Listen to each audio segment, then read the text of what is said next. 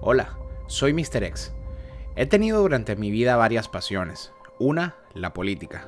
Otra, la ciencia ficción. Un día de pensar en el universo de mis cómics favoritos, pensé, ¿what if? ¿Qué pasaría? Me formé en la universidad como politólogo. Desgraciadamente, por la cruda realidad del poder, tuve que ser un refugiado, abandonar mi país y entender que el poder se ejerce a la fuerza. Alguien ordena y otros obedecen. Tal cual los héroes y villanos de nuestras series y películas favoritas. Hoy pongo lo que sé para analizar los universos que amamos. Acompáñame, que se pondrá interesante. ¿Qué tal, amigos? Este nuevo video promete. Pensé que sería algo mucho más simple, pero la genialidad de J.K. Rowling no nos deja atrás. ¿Qué mayor forma de entender la política y la sociedad del Potterverse que entendiendo que la historia va de un golpe de estado y la instauración de una tiranía supremacista? Jaja, ¿qué pensabas? ¿Que se trataba simplemente de unos chicos aprendiendo trucos de magia? Quédate, que esto se va a poner interesante.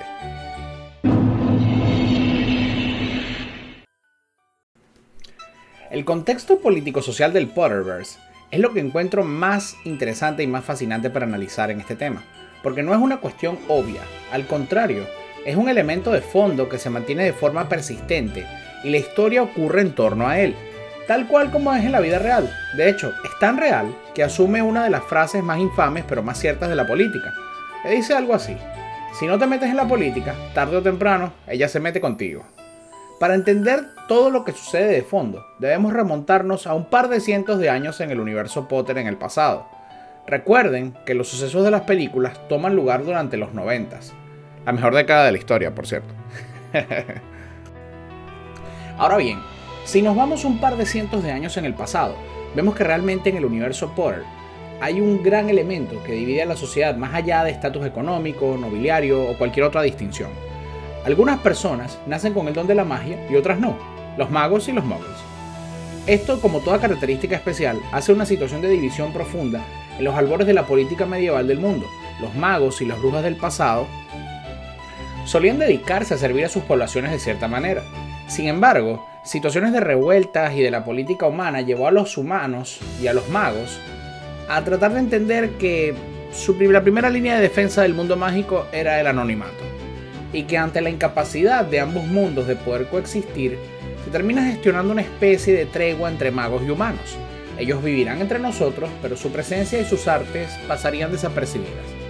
Esto permitió que, aunque existe una relación y conocimiento del mundo mágico como una realidad, no es visto culturalmente por las personas como algo aceptado como cierto, salvo personas que hayan entrado en contacto directo con el mundo mágico, como los Dursley, por ejemplo, la familia adoptiva de Harry, y los padres de Hermione, que aunque ella es una bruja, sus padres son muggles, es decir, personas sin magia. Lo que nos lleva a uno de los puntos neurálgicos del mundo del Potterverse. El mundo de los magos no solamente se limitaba a las personas con o sin magia, sino que existía todo un entramado de elementos que lo acompañan. Personajes históricos, fauna, flora, cultura generada en base a la sociedad que vive con la magia, y un sistema de gobierno que incluso en esos tiempos ancestrales de vida medieval también existía el rechazo de algunos magos a aquellas personas que descendieran de parte de los muggles. Los 4 fundadores de Hogwarts, quienes fueron de los 4 magos más grandes e influyentes de su tiempo, tenían posiciones encontradas con esto. Godric Gryffindor, Rowena Ravenclaw, Helga Hufflepuff y Salazar Slytherin, aparte de ser todos grandes amigos, producto de la hostilidad y la característica violencia entre los seres humanos, Salazar empezó a sentir un desdén y desprecio por las personas sin magia, al punto de oponerse a no querer que los hijos de personas sin magia pudieran estudiar magia en la escuela de Hogwarts. Eso trajo una serie de problemas y disputas entre los miembros fundadores y sembró una división entre magos de sangre pura y magos de sangre sucia, como Salazar solía referirse, lo que sería la piedra pináculo de una división que se seguiría presentando social y políticamente en el mundo de Harry Potter durante los próximos siglos. Ya avanzando hasta los años de la historia de Harry Potter en los 90, hay toda una estructura de poder establecida, principalmente encarnada por varias instituciones que rigen el mundo mágico. Me voy a centrar en el mundo mágico basado en el Reino Unido, que es donde toma lugar la historia, pero estoy consciente que existen organismos de gobierno mágico en otros lugares, así como otras escuelas de magia e instituciones que forman parte del canon extendido de la historia. En el Reino Unido, la institución del gobierno del mundo mágico es el conocido Ministerio de Magia, que de hecho es una institución adjunta al gobierno del Reino Unido. Opera con autonomía y su misión es hacer cumplir la ley mágica.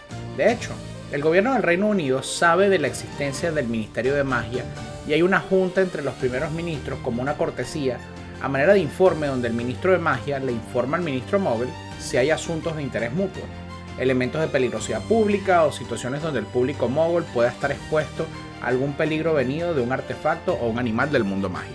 Como el mundo mágico tiene esta excentricidad que lo hace característico, existe un retrato por el cual ambos ministros pueden comunicarse como línea directa de ser necesario. El sistema político bajo el que se rige el ministerio es similar al gobierno del Reino Unido. Sin embargo, no hay una participación ciudadana como tal en cuanto a elecciones abiertas y representativas, como podría haber en una democracia normal como la que ustedes conocen. De hecho, el ministerio es más parecido a una corporación en la forma en la que se organiza, donde la manera de accesar al poder empieza siendo un empleado sobresaliente en cualquiera de sus oficinas, que sube posiciones en un organigrama corporativo más que cargos de elección pública. Esto le permite al ministerio operar con una eficiencia impresionante en comparación al tamaño de su jurisdicción y la cantidad de ciudadanos. La elección de ministros de magia era un proceso interno en el cual ocurría entre las cabezas de los distintos burós dentro del ministerio. Realmente, desde un punto de vista democrático, sería algo similar a la democracia griega o a los sistemas de votación representativos como el Colegio Electoral de los Estados Unidos. Sin embargo, esta naturaleza cerrada permitía corrupción y manejos de poder en función a los nombres, familias e influencias, donde se creó una aristocracia que se mantenía cercana al poder por generaciones. Apellidos como Lestrange, Diggory, Malfoy eran nombres recurrentes de funcionarios importantes en el ministerio, o como figuras externas que ejercían un tremendo poder de lobby, como el que durante la historia vimos que ejercía Lucius Malfoy. A ver, el Ministerio de Magia se divide en varios burós y oficinas. Esto puede ser un poquito largo y un poco tedioso, pero bueno, vamos a hacerlo juntos. El Departamento de Operaciones Mágicas Especiales. El Departamento en contra del uso indebido de la magia. Departamento de Accidentes y Catástrofes Mágicas. Departamento de Regulación y Control de Criaturas Mágicas. Departamento de Cooperación Mágica Internacional. Departamento de Transportes Mágicos. Departamento de Deportes y Juegos Mágicos. Departamento de Misterios. Departamento contra el uso incorrecto de objetos móviles. El Tribunal Mágico y la Oficina de Aurores. Algunos de esos nombres se explican a sí mismos, pero yo me enfocaría en la Oficina de Aurores, que es básicamente la fuerza policial militar del Ministerio de Magia. Ellos persiguen y se enfrentan a magos oscuros, ejecutan arrestos y son los guardias de la cárcel de Azkaban y rigen el sistema penitenciario del mundo mágico. ¿Por qué decido resaltar a la Oficina de Aurores? Pues básicamente la historia de Harry Potter trata sobre una subversión que hubo del orden establecido en varios parámetros importantes.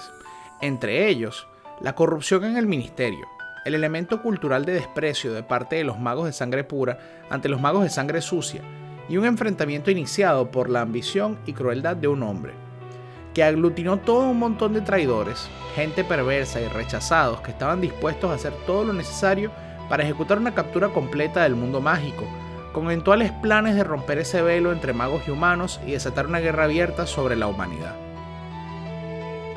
Básicamente, los Aurores fallaron como institución en detener a Voldemort y los mortífagos producto de la subversión, los elementos de corrupción y las tramas que éste logró desencadenar producto de su poder e influencias. La Primera Guerra Mágica es el nombre que se le dio a la cadena de eventos que terminan con la derrota de Voldemort al momento de este intentar asesinar a Harry Potter cuando este era solo un bebé.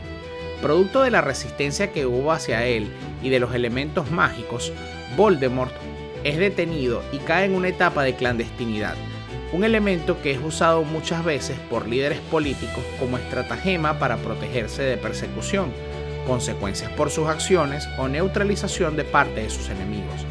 Voldemort había constituido en los mortífagos a una fuerza de choque que utilizaba el sicariato, la tortura, la intimidación y las influencias como un grupo de poder organizado que aterrorizó durante el tiempo largo al mundo mágico. Luego vemos una etapa de crisis silenciosa, donde Voldemort a través de los Malfoy, en especial de Lucius, va influyendo de manera más significativa en el Ministerio de Magia. Durante la Primera Guerra Mágica, el error de Voldemort fue subestimar el Ministerio, lo que permitió que el Ministerio y la Orden del Fénix pudieran derrotar sus ambiciones. En esta época de clandestinidad, Voldemort siguió reuniendo fuerzas a través de sus acólitos. En el mundo real, el símil a las estrategias de magia que usó Voldemort serían conseguir aliados políticos, financiamientos y aumentar fuerzas de choque mientras el sistema actual profundiza la crisis y su debilidad institucional. Estos son los años de las primeras películas. En el momento que Voldemort asesina a Cedric Diggory y logra consumar el ritual para su nuevo cuerpo, y aparece nuevamente en el Cáliz de Fuego, la crisis en el mundo mágico se encuentra en un momento límite y las instituciones se encuentran en máxima vulnerabilidad. De ahí en adelante lo que ocurre es una espiral descendente donde Voldemort desata una serie de conspiraciones y maniobras para la toma del poder. La remoción de Dumbledore como director de Hogwarts, colocar a Dolores Umbridge como suma inquisidora en Hogwarts, lo cual fue una jugada del ministerio para remover a enemigos de Voldemort en posiciones clave. Umbridge era un elemento infiltrado de Voldemort que daba información incorrecta y movía piezas a favor de Voldemort al ministro Cornelius Fudge, quien se encargó de crear una campaña de desprestigio a Dumbledore a través de la prensa. Fudge, de hecho, negaba con vehemencia el regreso de Voldemort y se negaba a encadenar los hechos y las evidencias que aparecían. Luego de la caída de Dumbledore, las fuerzas de Voldemort toman por asalto el ministerio y Fudge es reemplazado como ministro de magia por Rufus Scrimgeour, quien realmente estaba más preocupado por las apariencias públicas del ministerio en vez de hacer un análisis de amenazas y situaciones con respecto al peligro de Voldemort y los mortífagos, quienes gobernaban el mundo mágico desde las sombras a través de influencias e intimidación, hasta que se consuma un golpe de estado que cuesta la vida del mismo Scrimgeour, donde Voldemort asume el control del ministerio a través del nombramiento de Pius Tignace, quien bajo la maldición imperio, la que obliga a la gente a hacer lo que otros quieren, estuvo bajo el control de Voldemort y desató una cacería total de magos y brujas que no estuvieran de acuerdo con la visión totalitaria de Voldemort, desatando un régimen policial totalitario que sometió al mundo mágico a torturas, encarcelamientos, asesinatos extrajudiciales y todo lo que acompaña a los totalitarismos del mundo real, hasta que Voldemort muere de mano de Harry Potter en la batalla de Hogwarts y el ministerio nombra a Kingsley Shacklebolt, quien fue Auror y miembro de la Orden del Fénix, quien se encargó de llevar al ministerio en una senda de reformas y cambios para evitar conflictos similares en el futuro desde 1998 hasta 2019. En 2019, Hermione Granger sería electa ministra de magia en el universo extendido de la serie. Ahora, los actores relevantes son bastantes y no necesariamente los personajes principales de los libros, lo que se me hace una curiosidad, pues estos hechos sociales y políticos eran parte de un fondo cuidadosamente tejido que arropaba las vidas y aventuras de los personajes principales, tal cual como ocurre en la vida cotidiana. Como siempre nombraré al personaje y haré una descripción en base a la repercusión que tuvo en los acontecimientos políticos de la historia. Recuerda que es en base a eso y no a la trama en general. Por ende, probablemente verás personajes que no te esperas. Los miembros fundadores de Hogwarts. Los 4 miembros fundadores de Hogwarts fueron importantes en el contexto político porque, producto a la disputa que ellos tuvieron originalmente entre magos de sangre pura y sangre sucia, se generó un estigma social que la sociedad mágica llevó durante siglos como una mancha difícil de borrar y que abrió la puerta a ideas supremacistas de segregación que eventualmente, al ser llevadas al extremo por actores radicales, terminan alterando el mundo. Cuando te dicen que las ideas pueden cambiar el mundo, exactamente este es un ejemplo perfecto. Cornelius Fudge, basado en el ministro británico Neville Chamberlain, un personaje que pasó a la historia como el hombre que trató de amansar a Hitler. Fue pusilánime y el típico político incrédulo que creía que ignorando los problemas, estos se irían solos. Nunca actuó en favor de soluciones hasta que fue demasiado tarde, el tonto útil por autonomacia.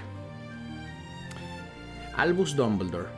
Dumbledore no es solo a nivel de la historia un personaje increíble, y aquel que guía y acompaña al héroe desde el primer momento, sino que siempre fue un creyente idealista de un mundo mejor. Dumbledore no solo era miembro de la Orden del Fénix, sino uno de sus miembros fundadores. Era un hombre que creía en la libertad y pagó el precio más alto al oponerse a la tiranía, siendo su muerte un elemento no solamente descorazonador para el mundo mágico, sino un punto de quiebre donde la última valla de contención había caído. Su muerte no solamente fue un elemento simbólico, sino que permitió dar fuerza y ser un símbolo de lucha para todos aquellos que continuaron después de él. La Orden del Fénix. Me refiero a la Orden como un grupo porque la representación que ellos son trasciende a sus propios miembros. Aunque algunos de sus miembros los voy a nombrar como por otras contribuciones, la Orden es la perfecta encarnación de la gente que alzó su voz ante la injusticia y que pagó un alto precio por rebelarse al tirano. Los Longbottom, los padres de Potter, Sirius Black y todos los miembros que cayeron en ambas guerras mágicas ilustran la imagen perfecta del preso político, de los exiliados y de los asesinados. Es algo que particularmente a mí como exiliado político me toca una fibra sensible, ya que yo fui alguien similar en un contexto del mundo real. Entiendo el compromiso que uno tiene con lo correcto al punto de arriesgar la vida, donde el destino es cruel para los mártires y algunos quedan rotos de por vida con cicatrices que no se borran. Ejemplo que se ve en la cicatriz que Harry lleva en la frente, un recordatorio de lo duro que puede ser enfrentarse a la maldad. Los mortífagos, por el contrario, son la encarnación de lo más despreciable de la humanidad, aquellos rechazados, resentidos, que acompañan al tirano en sus desvaríos, que veneran su figura y que son parte de la red finamente tejida que permite que un megalómano como Voldemort o cualquier tirano de la vida real pueda extender sus tentáculos y corromper todo gracias a la acción complaciente de estos siervos, que a veces pueden portar un uniforme o lanzar un hechizo prohibido quitando la vida a un inocente. Son el mismo tipo de persona que puede torturar a quien sea con una maldición cruciatus, o en un campo de concentración, o en una tumba de concreto para disidentes. Son aquellos que usan el poder corrupto para aterrorizar, y que al momento de que todo cae, se escudan diciendo que solo seguían órdenes. Esta gente son los que realmente terminan permitiendo que Voldemort actúe y logre su cometido. Existen en todo sistema político porque son simplemente la encarnación de la maldad humana. Asesinos, inquisidores, funcionarios corruptos, miembros del sistema que se hacen la vista gorda. Los mortífagos no solo representan la muerte, sino que eran el brazo ejecutor que se presentaba con la cara de la muerte proyectada en el cielo. Lord Voldemort. Voldemort es un personaje basado en alguien de la vida real. Me gustaría dejarlo de adivinanza, a ver si alguien en los comentarios sabe por quién está inspirado Voldemort. Este personaje encarna una ideología basada en el odio y un enorme poder e influencia, capaz de hacer lo que sea para cumplir sus objetivos. Voldemort no es solamente un villano excelente, sádico, calculador y supremamente inteligente. Es un hombre que cree en un mundo donde su supremacía es absoluta. Lo único que lo mueve es su ambición de poder, revancha y destrucción, convirtiéndose en un huracán que está dispuesto a llevar al mundo a las llamas. Es megalómano y encarna perfectamente la imagen del totalitarismo, cruel, despiadado y condenado a caer por su propio peso. Dolores Umbridge. Dolores es aquella persona que es ejecutora de la maldad en la forma más maquiavélica. Umbridge encarna la rectitud política, aquella persona que es políticamente correcta, que no dice malas palabras, que no tiene ni un cabello fuera de sitio, pero en el fondo está llena de una necesidad de poder, de control y de un hambre absoluta de una justicia inquisitorial, donde ella ve el cambio como un mundo en total decadencia.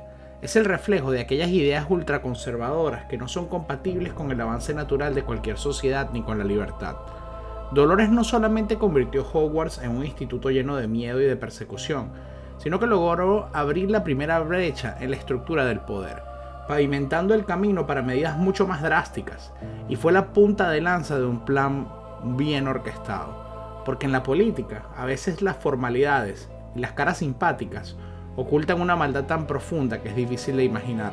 A veces, y muchas más veces que otras, en la política, el mal se disfraza de bueno.